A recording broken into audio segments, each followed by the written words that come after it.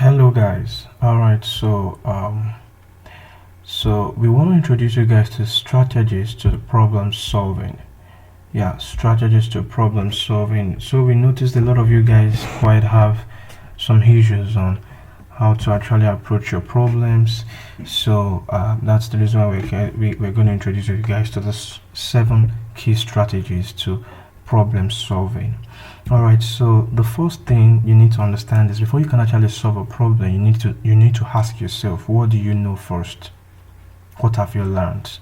Alright, so far so good. In the past 10 days, you guys have actually learned a lot of things, and then I would say you've learned data types, which involves integers, floats, and strings. You've also learned about variables, fundamental keywords like the DICT, dict, TUPLE, which is tuple, LIST, which is list, and then so many other things like print, and then inputs, keywords, if, else, keyword parameters. Alright, you've learned all those things. You've learned how to use them, where to use them, and when to use them. Alright, you've also learned about the input and output, which is the input that is for receiving from the user, which is input, and then the output, which is the print statement. You've also learned the Python maths, the board maths, the brackets, the multiplication, division, and the likes. You've also learned the strings attributes and then string manipulations like string appending, extending, sorting, string slicing, list slicing. That's all I just said now. It's list. But the strings you've learned about the lowercase, the uppercase, and so many attributes like that. Then the list tuples, you've learned a lot about the attributes, the manipulations. You've learned about dictionaries. You've learned about loops, which is the for and the while loop, how to use them. You've learned about conditional statements, the if, the else, the elif. You've also learned about introductions to functions. Introduction to functions. How to, make use of functions, how to use functions as a fundamental building block to solving problems. Alright, so these are the things you've learned so far. So now the thing is, what are the strategies into solving problems? Now the first thing I would say is read and understand your problem. If you can't read and understand your problem, that's going to be the first blocker to solving this problem. You first of all have to read it, then understand. When you read and you understand the problem, then you are just getting started to solving the problem. So read and understand your problem. 2, analyze how you need to solve the problem. So you have the problem, you have an understanding of the problem. What you need to do now is to analyze the problem, like break it down. You need to break it down. Okay, in order to solve this problem, I need to move from A to B. Oh, I need to build this. Oh, I need to build that. Oh, these are the basic things I need into solving this problem. That is analysis. Do you get it? So I'm actually going to be demonstrating how to actually implement this in your problem solving. Alright, just follow along with me. So the next thing is determine what your program needs to get started. What are the parameters? What are the things your program needs to actually solving this problem? So you need to determine what are the fundamental things that I need to build up, or what are the fundamental things I need to provide to my program in order for my program to solve this problem. So that is what we mean by determine what your program needs to get started. That is the parameters. And then the next thing is convert the equivalent of your program, that is your steps, into Python data structures and other things like the list, the tuples, the dictionary, the if, and the else. When you're trying to solve a problem, oh, in order to actually solve this problem, I need to be saving this information into a particular thing. I need to retain this information. In order to retain lots of information, that means you need a list. Do you understand? If the information you're going to be retaining definitely has more or less like something that you use to identify it, then that means you need a dictionary such that what you need to use to identify that thing is going to be the key, and then what that thing is referring to is going to be the value, and then along the line in your program might need to test some things in order for your program to carry out some decisions. So if this is this, do this. If this is not this, do this. So there's a lot of things you would need to put together in your programs, but knowing how to put together the if, the else, the list, the tuples, the dictionary is dependent on how well you know how to use them, or how well you've been exposed to the fundamentals, and then how well you can put them together into solving the problem. Do you understand? So you need to be able to put them equivalently in a step. So I'm going to explain this thing in a problem that I'm going to be showing you after all the 7 steps. The 5th step is to determine the needed variable or data structure that needs to be initialized, and do initialize them in your steps. That is, for you to be able to solve a problem, you need a for loop, you need a while loop. For you to use a for loop, or before you to use a for loop, for instance, you need an iterable. The iterable could be a string, it could be a list, it could be a dictionary. So definitely the dictionary has to be initialized, the list has to be initialized, the iterable has to be initialized. If it is an if statement, then the condition or the things you're trying to use to test the condition has to be initialized. Alright, so let's move on. 6 is convert your steps into Python codes, that is package as a function for reuse. So the reason why I say you need to put them into you convert them as a function is that when you put them as a function, when you write your program as a function, it makes them reusable, in the sense that you can keep calling that same function in your program since you've defined it at the start of your program. So you can keep calling that function. Well, if you don't call that function, then you cannot, or if you don't have it as a function, you might have to just keep repeating that function, repeating the content of the function in your program.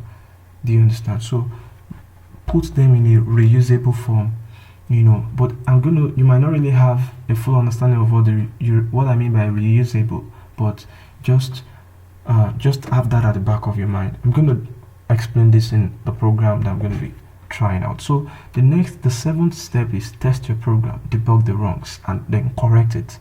So when you write your program the first time, that doesn't mean it's going to work straight up. It might work straight up, it might not work straight up. So you need to check what exactly is wrong with this program. Why is it not working straight up? What's the problem? What's the issue? So you need to do all of that. So you need to keep running the process from 1 to 7 again and again and again until you have a reasonable answer that you can submit. So let's go into our example. So I gave you guys an assignment called problem 6 from project EULA, whereby you have to find the problem says the sum of the squares of the first 10 natural number is 1 squared plus 2 squared up to 10 squared, and then the square of the sum of the first 10 natural number is 1 plus 2 plus up to 10, then that's 3025. Then the difference is 2640. Now, what exactly is this problem trying to do? This problem is trying to say, based on a particular range, that is from 0 to a particular range n. So let's just assume n is 10. So from 0 to 10, if you square each number from 0 to 10, if you square each of those numbers, that is 1 squared plus 2 squared plus 3 squared plus 0 squared up to 10 squared, you have 385. Now, if you now take all those numbers, first of all sum them up and then square the result, which is 55 squared, you have 3025. And then the difference between the square of the sum and then the sum of the squares is 2640. So now this problem now says the difference is just 2640. Now the problem is now saying, if this could be for 10, do for 100. Now, in order for you to do for 100, it means that you need to write a function that takes in a single input called n. Alright, so my program needs, now let us break this down into English. My program needs a range of numbers to compute. Let's assume the range is 0 to n. Hence, my program must have input n. That's all what my program needs. Where's the end point? I need to start from 0 and I need to end at a particular value called n. So your n in this case has to be 100 or 10. So now number 2 says my program needs to loop from 0 till n, hence I need a for or a while loop to do that. That's English. That is, we're writing this in English. Then number 3 says while I'm looping this program, I need a variable that keeps the sum of the numbers from 0 to n. So let that variable to be x. Now in this case we are trying to initialize what we need for our program. So we've initialized the variable called x. So let's assume our x is 0 because it's a sum of numbers. So 4 says while looping, I need a variable that keeps the sum of each numbers that is squared. That is the square of each of those numbers from 0 till n. Let that variable be y. So that is 0 squared plus 1 squared plus 2 squared plus 3 squared up to n squared. So let that variable be y. So we've initialized another variable called y. Do you understand? So that means we've done how many? We've read it and understand the problem. We've analyzed the problem.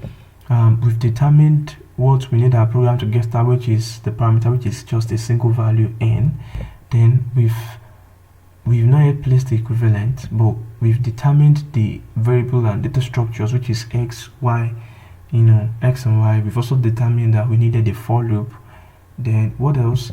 Now let's go ahead and convert and then interpret. Now let us write it in form of Python equivalent. Let us, all this English that we've imputed, let us have the Python equivalent. So